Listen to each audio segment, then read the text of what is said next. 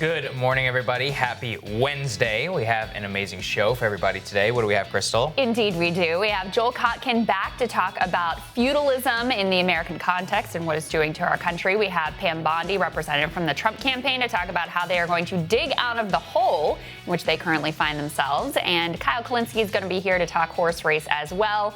Let's start, though, Saagar, with a tale of two less than inspiring presidential candidates. Yeah, this is just absolutely incredible. So Terry McAuliffe, he's a top bundler advisor to the Biden campaign. He's also the former governor of Virginia. Well, he held a Zoom call with some Virginia, I think, Democratic officials. And Fox News basically obtained the audio, the video of it. I really want to know who leaked this, by the way. I would love to know who leaked it, in which he straight up admits they're totally fine and cool with Biden in the basement for as long as he needs to be. Let's take a listen. People say all the time, oh, we got to get the vice president out of the basement. He's fine in the basement. Two people see him a day, his two body people. That's it. And let Trump keep doing what Trump's doing. It's hard for the vice president to break through. You've got the COVID crisis. He's not a governor, doesn't have a National Guard. He's not the president, doesn't have the briefing room. He needs to come out strategically. And when he says something like he did on race relations 2 days ago, it needs to have a big impact, thoughtful. And that's what we're preferring that he actually do at the time. Amazing. I mean, they say the quiet part out loud. Yeah. They're just like, yeah, we love having him in the basement. It's nothing could be better for him. He doesn't need to meet anyone except for his own bodyguards, and he'll win. And you know what? Seems to be true. He's totally right. He's totally right. It reminds me of that saying, what is it, like a gaffe is when you accidentally tell the truth? Yes. That's exactly what happened here. Of course, he didn't intend for it to come out. But look, it reminds me so much of that Alex Wagner piece, Stay Alive, Joe Biden. We saw it worked in the primary. Yeah. He didn't get out there and work the stump, and he didn't even have any money. They were barely on TV. He just hung out and waited for it to come to him. And because of a confluence of unprecedented events, he's in the same situation. You know, Trump's out there tweeting conspiracy theories about an elderly man in Buffalo who was assaulted by police, saying he's, an Antifa plant and all this insanity. Trump, by the way, is mostly sort of hiding out in the White House at this point as well. But yeah, just let Trump go out, do his thing, continue to make things worse, and ride on the nostalgia and the memory and the sort of invented image of who Joe Biden is, rather than putting him in front of the American people for them to actually remember just how much he's declined, just how sort of uninspiring he is to start with, just how little he has to say or has to offer. Just keep him in the basement with his two body people and you're good to go. Yeah, it is. I mean, look, the man has never been a beneficiary of just events totally out of his control, right? I mean, Obama laid it up for him, got Pete Buttigieg and Amy Klobuchar, or at least, reportedly played a large role in getting them to drop out. He coasts to victory. And then in terms of the electoral conditions, before coronavirus, what we were talking about, we were like, this is a problem because you're just the default candidate. But things turned. You got coronavirus. You had the protests. You have so much of what we see right now. 80% of the country saying the country is on the wrong track. You could not be better positioned than some guy who's irrelevant in the basement saying nothing, popping up every once in a while, highly choreographed platitudinal statements and CBS 60 News interviews. But again, if that's what his presidency is going to look like, how can you be the leader whenever, you were just talking about Trump not being out there. I don't think he was out there nearly enough on coronavirus, on the protests, and so much of just looking like forward motion and action. That's what the country wants to see. Commanding, yeah. Well, but Biden is not that. What you're actually going to get is something worse. The guy is literally just going to be holed up in the White House, going to be totally, governed at the whims of the more competent staffers that he's going to have around him.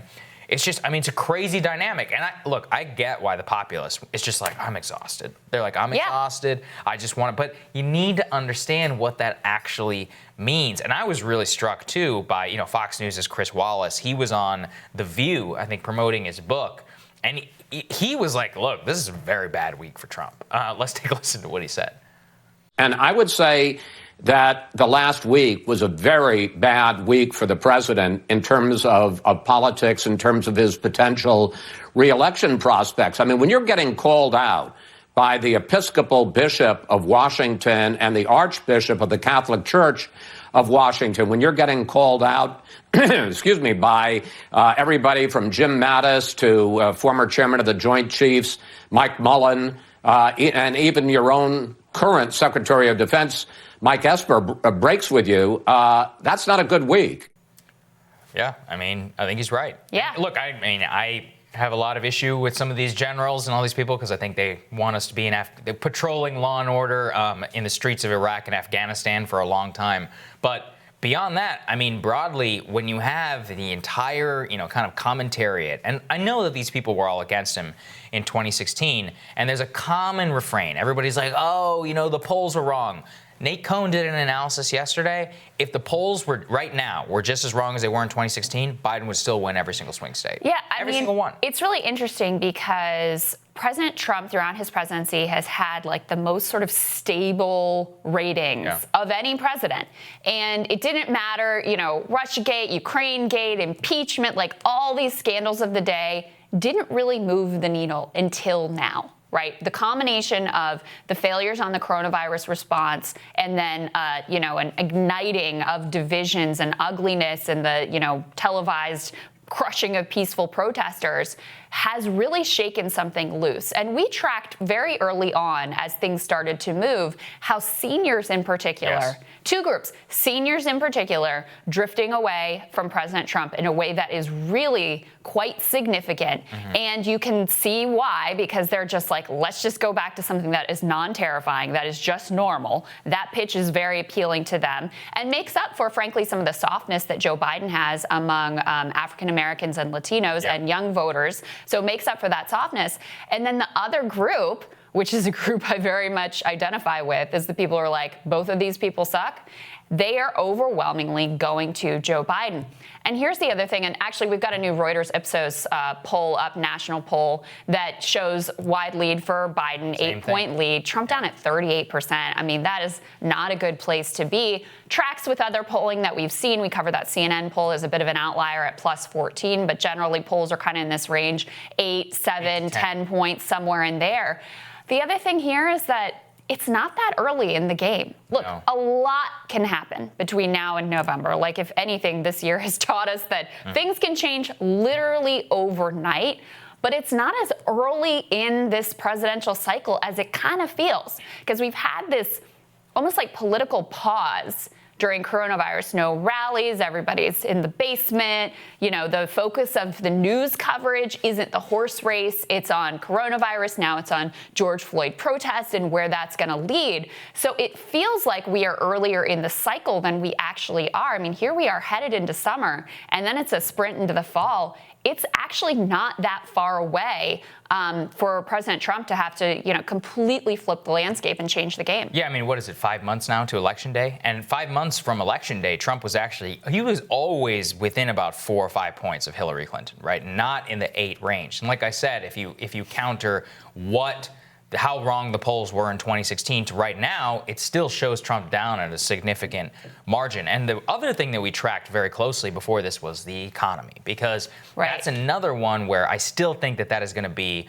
the major response. And this is where I have been the most critical of the White House and of the Senate Republican response, because I think that they are taking a easily winnable election, and especially with Biden in the basement and all of that.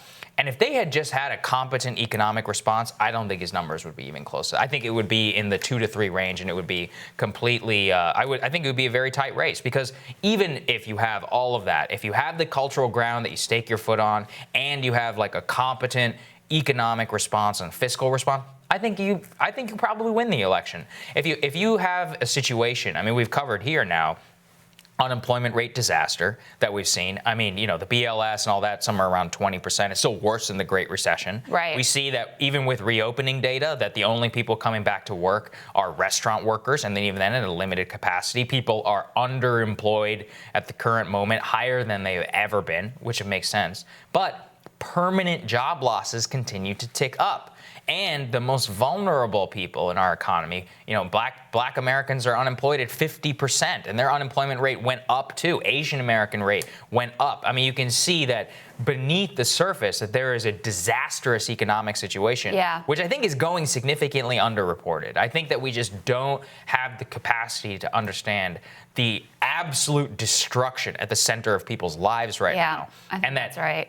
I mean, 5 months from now, We talk about this all the time. Rent forbearance, all that stuff, that's over. So all bills are coming due. I mean, I was reading a ProPublica report yesterday. People's wages are still being garnished. God knows how much debt people racked up as a result of this thing. Somebody's got to pay it. It's going to come sometime. And in a certain sense, as we get to see a fuller picture of what that recovery looks like and how many permanent job losses and reduced wages, reduced hours, people getting kicked out of their homes, out of their apartments, lost their health insurance, the further that we get into this and see how long it's going to take to really recover, the more damaging that's going to be for President Trump. Even as, look, some jobs are going to come back. Some economic activity is going to come back. There's no doubt about that. But part of how Democrats really got themselves in trouble in the Obama era was by overselling how strong the economy was in a way that was completely disconnected from what many ordinary people were actually experiencing. That's very true. So they see, the president out there and they see Hillary Clinton out there talking about the recovery and how amazing it is and what a great job they did with the stimulus. And they're looking at their own lives and they may be back to work, but they're not making what they were before the recession. They may be back to work, but they don't have health insurance again, right? They're still struggling. They're still wondering how they're going to put back together the middle class life that they used to have. And meanwhile, as we, of course, track on this show, people at the top are having a bonanza and doing amazing. And that's what they're seeing reflected in the culture and the news and from the Democratic talking points. I think President Trump is very much in danger of a similar dynamic, especially when he and Mitch McConnell are out here basically declaring mission accomplished. We're good to go. We don't need to do anything else. Everything is coming back. It's beautiful. It's amazing and incredible. So you have that piece. And then in terms of his handling of the protests, we're going to talk a little bit more about this later. There's a new New York Times analysis. It's quite incredible on how quickly public opinion has shifted on racism and Black Lives Matter. I mean, we talked on this show about a poll showing essentially 80% of Americans, bipartisan, supporting the intent behind the peaceful protests. And because of President Trump's approach, he has basically put himself on the opposite side of that issue. Because he's mouthed the words, I support the peaceful protesters, but we watch with our own eyes as they're crushed, in a live split screen TV. We see him tweeting out conspiracy theories about Antifa, still doubling down on this law and order messaging rather than finding any language of unity, of support, of ideas for reform. So he has essentially put himself on the 20% side of an 80-20 issue, which also, look, I don't know going into November. Right now, actually, racial justice is very high on voters' list of priorities. I don't expect that to hold through November, but it is another element added to the list of areas where President Trump is out of sync with a broad swath of the country and not just like the Democratic base. This is where acting just normal will actually get you quite far. That's all he needed to do. I saw Governor Greg Abbott, Republican, hard right Republican in Texas, where George Floyd's family was gathered for the funeral. He posed with them, prayed with them, took a photo, tweeted it out. And it's talking about actual concrete steps and was for like, reform. hey, we're going to have implicit bias training for police. That's Texas, right? It just shows you how there's a way to navigate this. You don't have to give in to the woke left. You can also, just be normal in the way that you handle these things. Just be normal. I think so true, though. Tom Cotton, he put a resolution out on the Senate floor yesterday, mourning the death of George Floyd and condemning violence by anybody who destroyed property. Fine. I think that's great. I think that these are ways that you can absolutely go about it.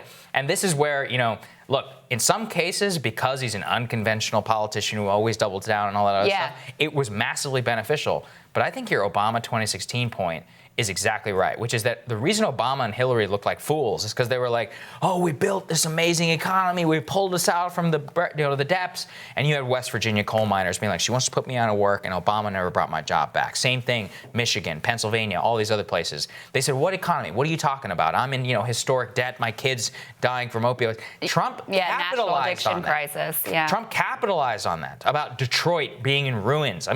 That type of rhetoric, and you're not seeing that come from Biden. But that type of rhetoric is how you win. That's how you galvanize real popular support. And there's none of that right now in the election. Why he's listening to Mitch McConnell or any of these other people who don't want to spend any money is just beyond me.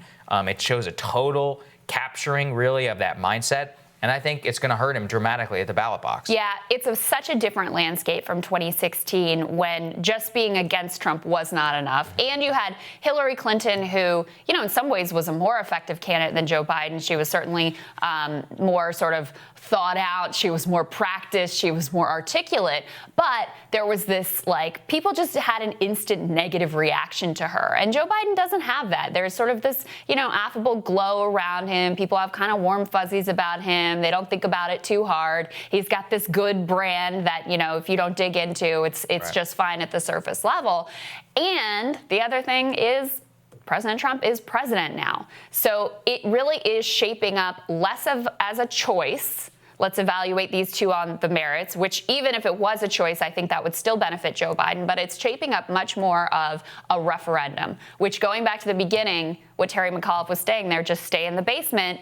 That serves perfectly well to make this a referendum on President Trump. Look, there's still a lot of time. He's pulled himself out of a hole before. It could happen again. He's good at it. But as of today, not looking good for him. Not good. All right. All right, we're going to tell you what's on our radars. That's next.